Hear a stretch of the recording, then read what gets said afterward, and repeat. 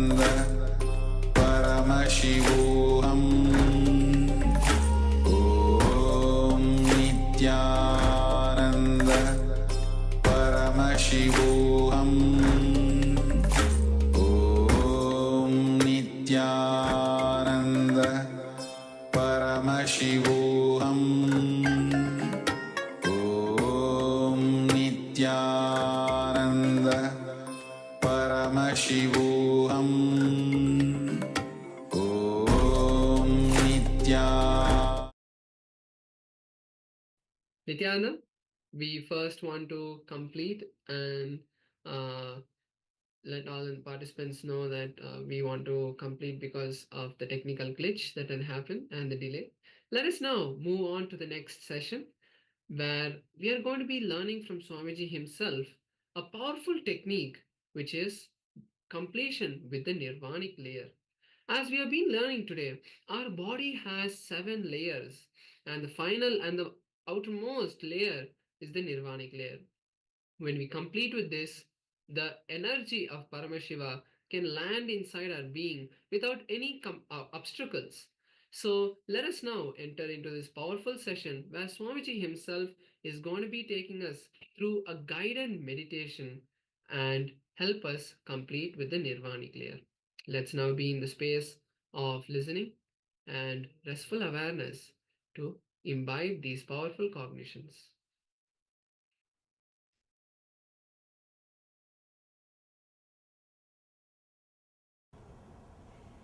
It is time to enter into the meditation. Understand, now we are going to enter into a new mental setup.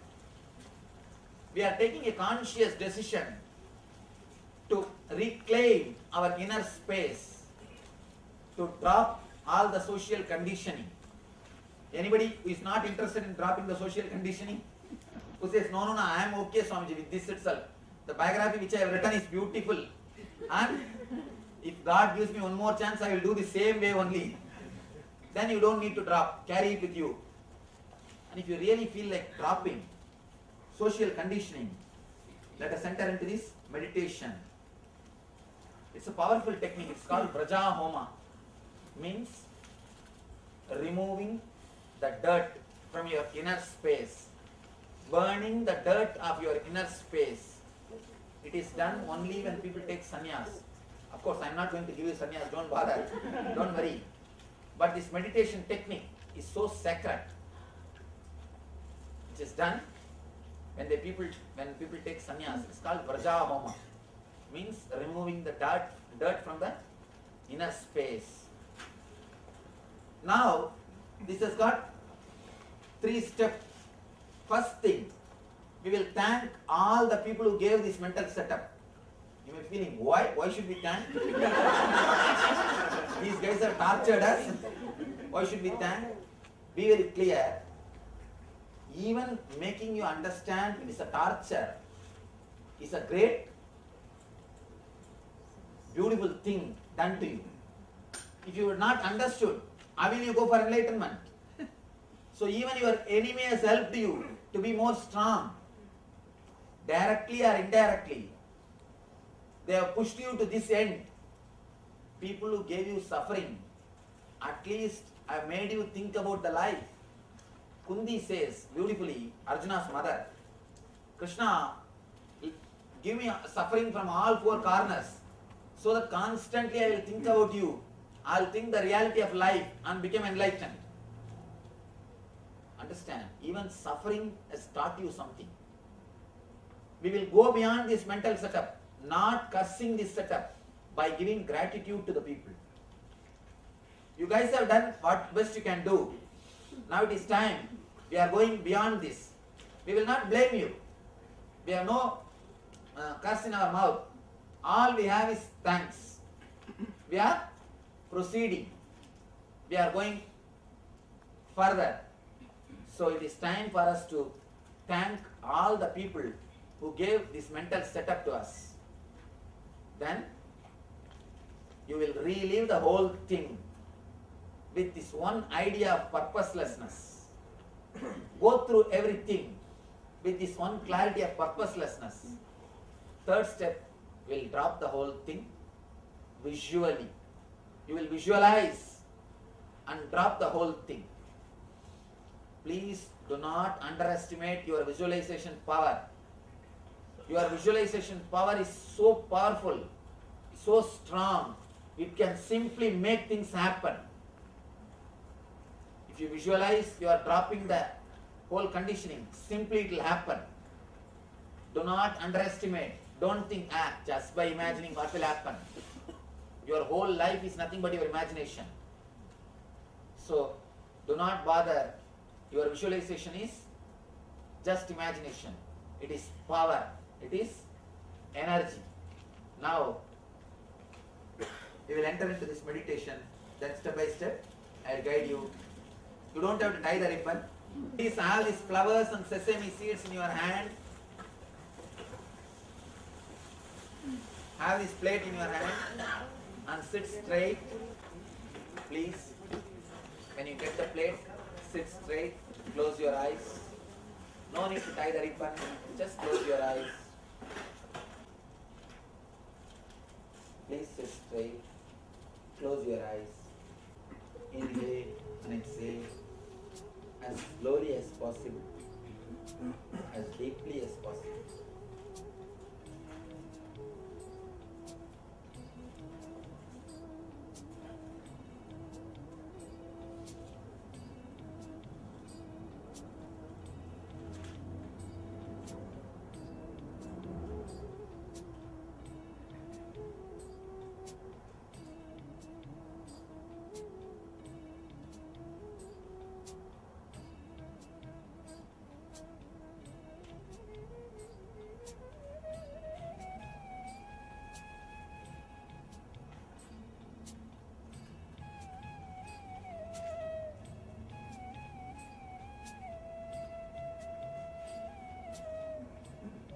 Feel grateful to all the people who gave you this body and mind with which you lived all these days.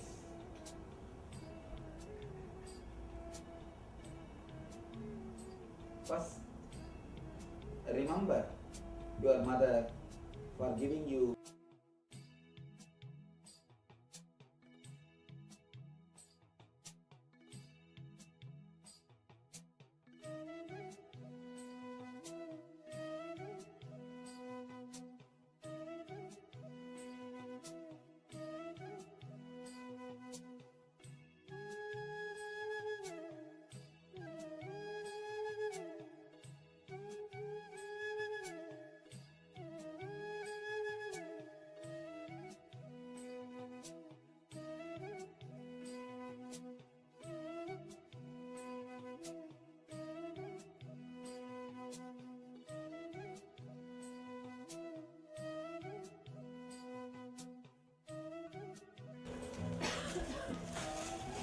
If you have finished reading, you can put those papers in the offering plate.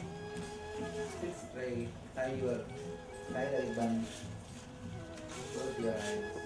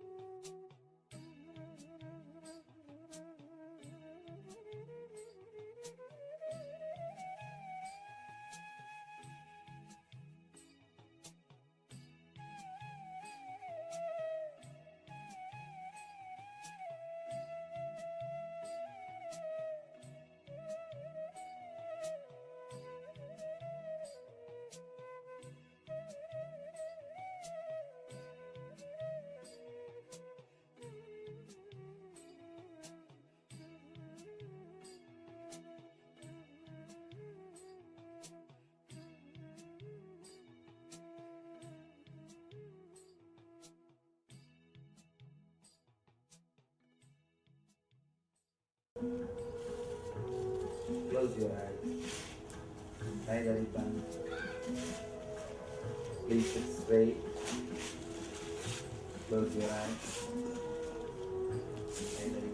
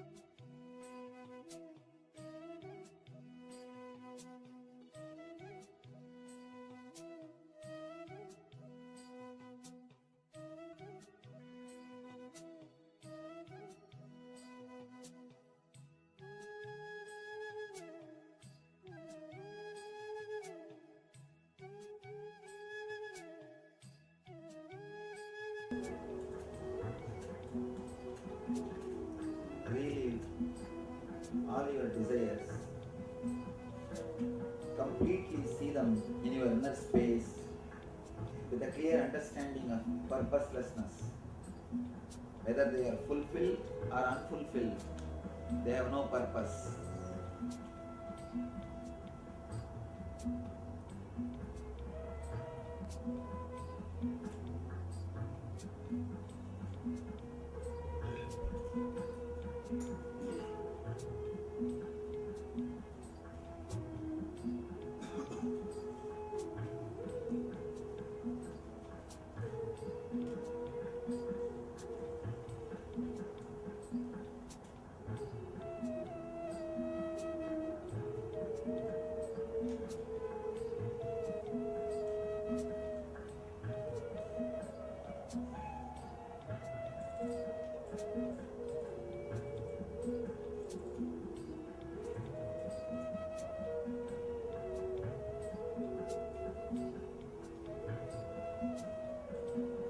Relieve all the 4 layers of desires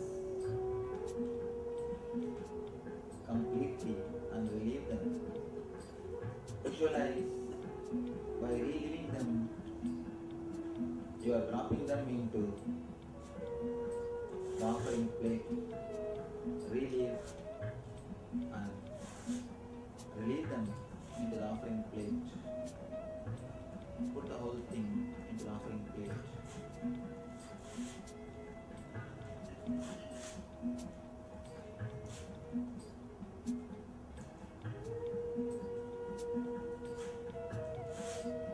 One by one, relieve them and relieve them.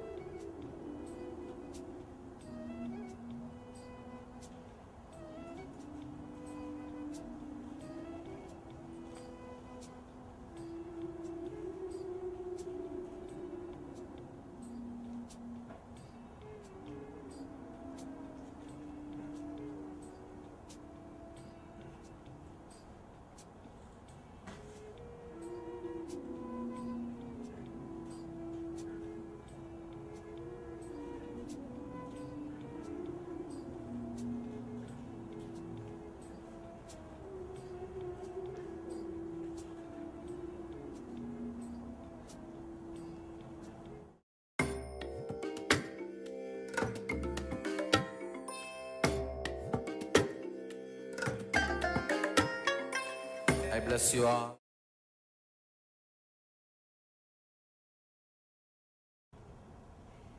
It is time to enter into the meditation. Understand, now we are going to enter into a new mental setup. We are taking a conscious decision to reclaim our inner space, to drop all the social conditioning. Anybody who is not interested in dropping the social conditioning? Who says, no, I am okay, Swamiji, with this itself. The biography which I have written is beautiful. And if God gives me one more chance, I will do the same way only. Then you don't need to drop. Carry it with you. And if you really feel like dropping social conditioning, let us enter into this meditation. It's a powerful technique. It's called Braja Homa. Means removing the dirt from your inner space. Burning the dirt of your inner space. It is done only when people take sannyas. Of course, I am not going to give you sannyas, don't bother, don't worry. But this meditation technique is so sacred. It is done when people take sannyas. It's called Braja Homa. Means removing the dirt from the inner space. Now, this has got 3 steps. First thing, we will thank all the people who gave this mental setup. You may be feeling, why should we thank? These guys have tortured us. Why should we thank? Be very clear. Even making you understand it is a torture is a great, beautiful thing done to you. If you were not understood, how will you go for enlightenment? So even your enemy has helped you to be more strong. Directly or indirectly, they have pushed you to this end. People who gave you suffering, at least have made you think about the life. Kundi says beautifully, Arjuna's mother, Krishna, give me suffering from all 4 corners, so that constantly I will think about you. I will think the reality of life and become enlightened. Understand, even suffering has taught you something. We will go beyond this mental setup, not cursing this setup, by giving gratitude to the people. You guys have done what best you can do. Now it is time. We are going beyond this. We will not blame you. We have no curse in our mouth. All we have is thanks. We are proceeding.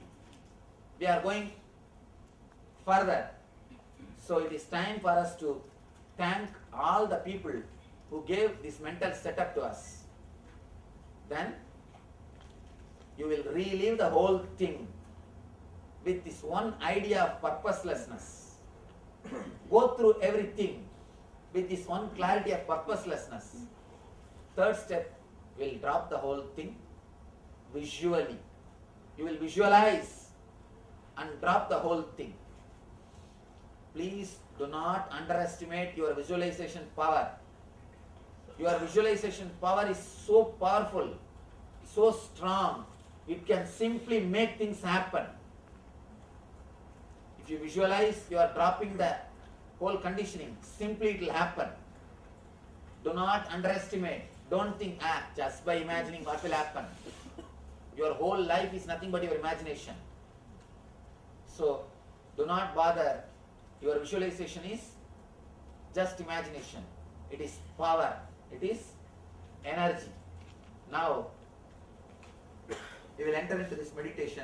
Then step by step, I will guide you. You don't have to tie the ribbon. Please have these flowers and sesame seeds in your hand. Have this plate in your hand and sit straight. Please, when you get the plate, sit straight, close your eyes. No need to tie the ribbon, just close your eyes. Please sit straight, close your eyes.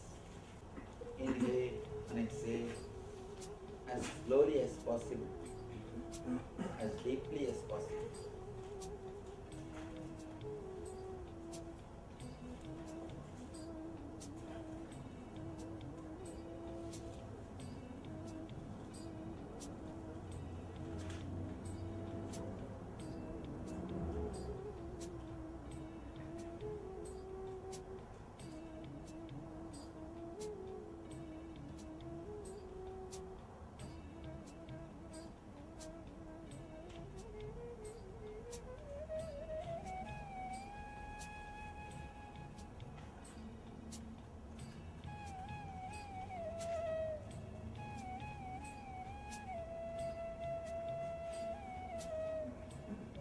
feel grateful to all the people who gave you this body and mind with which you lived all these days.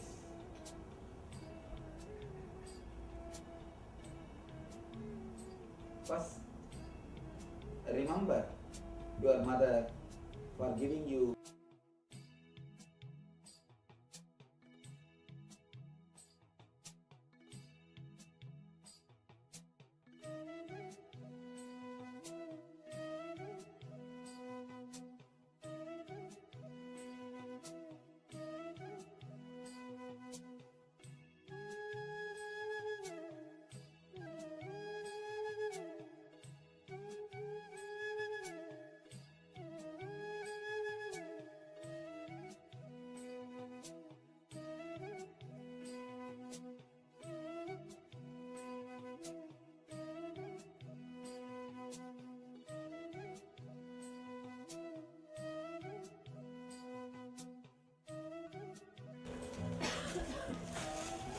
If you have finished reading, you can put those papers in the offering plate.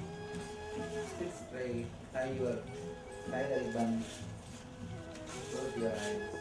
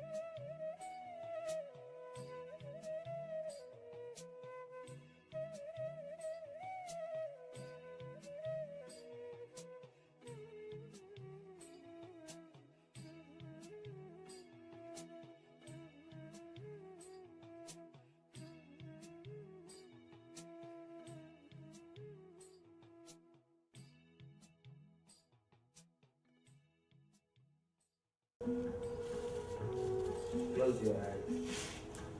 Tie the ribbon. Please sit straight.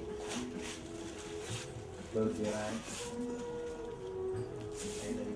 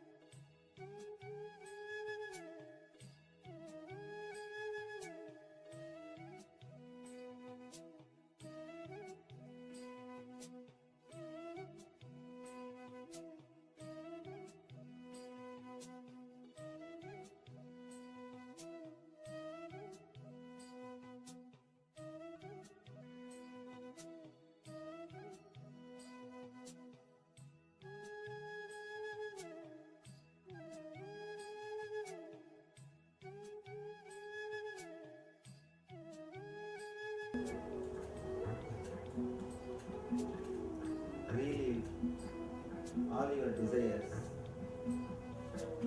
Completely see them in your inner space with a clear understanding of purposelessness. Whether they are fulfilled or unfulfilled, they have no purpose.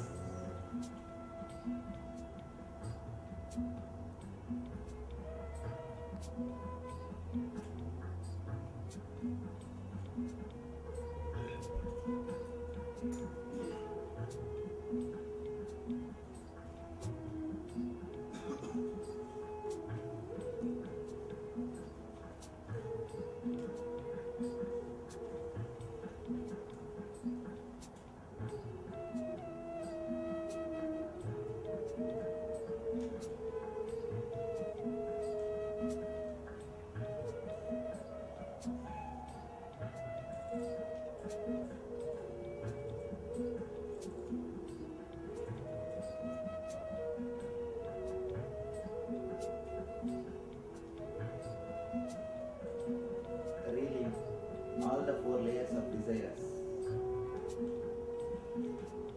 completely and relieve them. Visualize by relieving them, you are dropping them into the offering plate. Relieve and relieve them into the offering plate. Put the whole thing into the offering plate.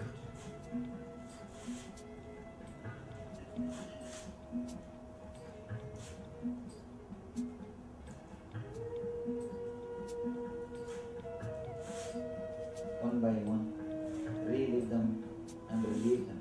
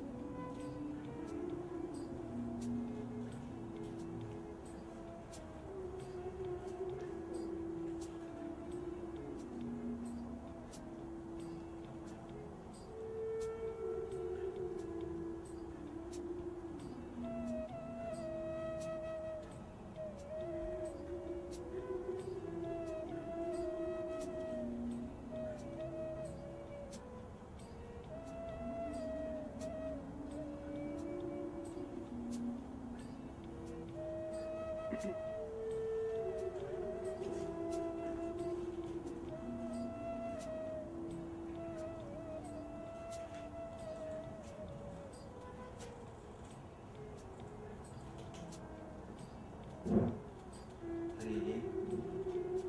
all the guilt, consciously, unconsciously, and relieve them. Start relieving all the pains. Relieve them with a clear consciousness of purposelessness. Whether they are there or not there, there is no purpose.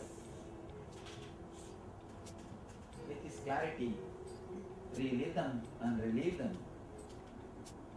Bring them out, the offering plate.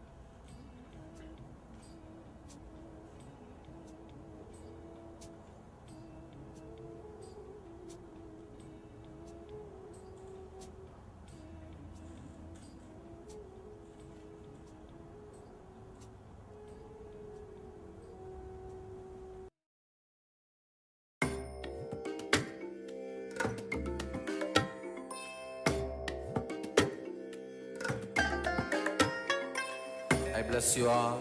Let you all open all your three eyes and manifest the powers of Mahasadashiva. Om Nithyananda Paramashivoham. Om Nithyananda Paramashivoham. Om Nithyananda Paramashivoham.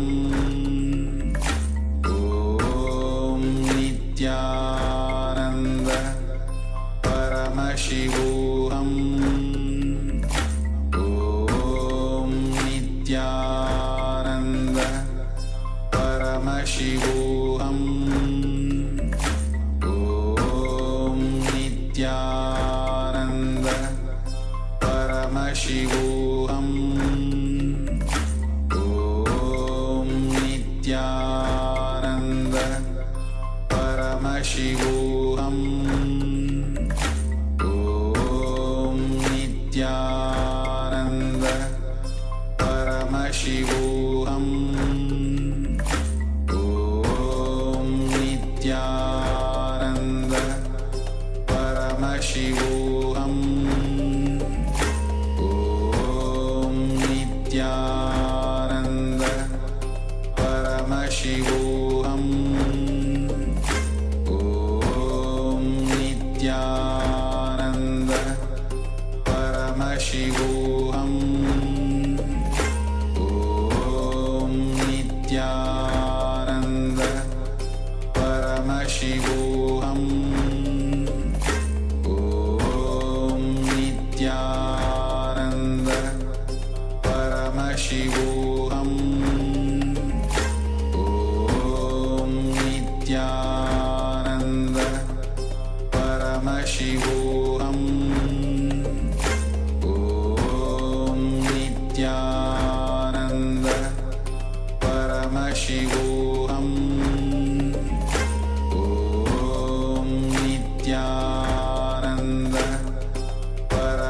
Paramashivoham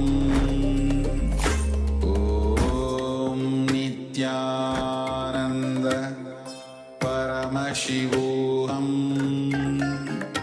Om. Yes. So after this powerful satsang, let us now move into the power manifestation. We are going to be manifesting the power of third eye reading. And for this power, we just need our eye band and we need a piece of paper to write down something. You can use even your notebook or your iPad if you want to write digitally. That's perfectly fine. So now let's close our eyes. Please close your eyes and tie your eye bands. We are going to be manifesting the power of seeing numbers through our eyes closed. And let us now begin this power manifestation. Please close your eyes. Request all the participants seated with us to please close your eyes. Take a moment to tie your eyes with an eye band.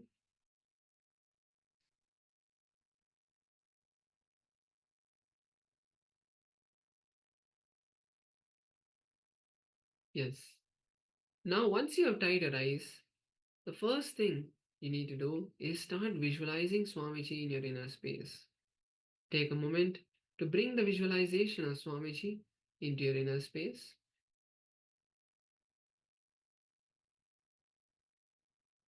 Now, intensely chant the Mahavakya, or at least be in the space of listening to the Mahavakya. Just by listening to the Mahavakya, the intense power of Paramashiva will flow through you.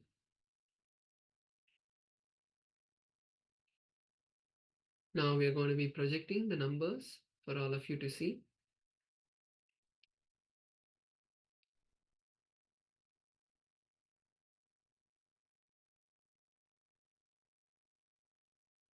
You're projecting the numbers.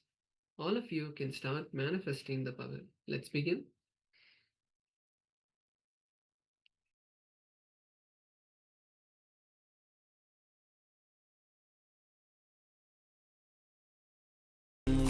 Nithyananda Paramashivoham Om Nithyananda Paramashivoham Om Nithyananda Paramashivoham Om Nithyananda Paramashivoham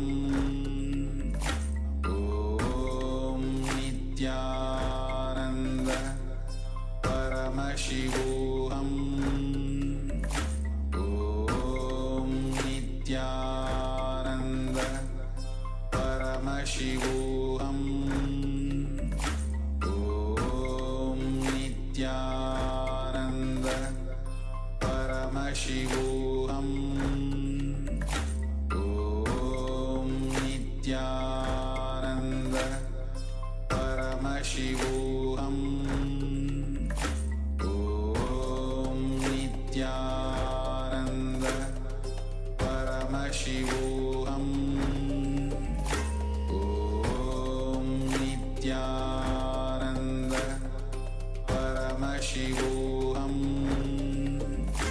Om Nithyananda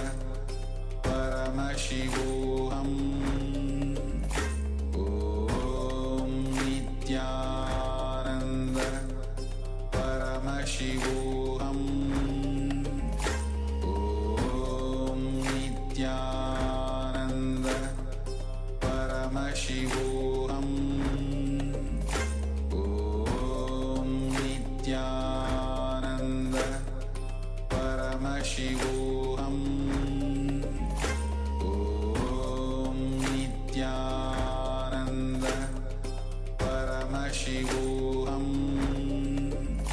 Om Nithyananda Paramashivoham Om Nithyananda Paramashivoham Om Nithyananda Paramashivoham Om Nithyananda Paramashivoham Om Nithyananda Paramashivoham Om Nithyananda Paramashivoham Om Nithyananda Paramashivoham Om Nithyananda Paramashivoham Om Nithyananda Paramashivoham Om Nithyananda Paramashivoham Om Nithyananda Paramashivoham Om Nithyananda Paramashivoham Om Nithyananda Paramashivoham Om Nithyananda Paramashivoham Om Nithyananda Paramashivoham